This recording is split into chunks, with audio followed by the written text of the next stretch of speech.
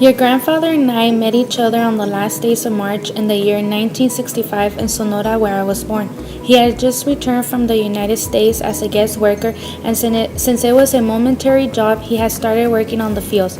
We got married that same year in June of 1965. At that time, I was 18 years old and your grandfather was 21 years old. Our love was very powerful and strong since the first time we saw each other.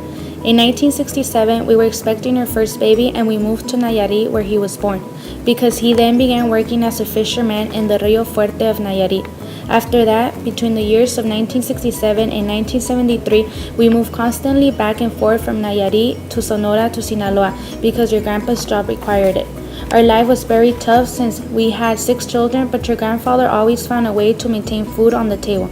In the year 1974, your grandfather dedicated his time to craftsmanship while also committing as a fisherman for a better financial support.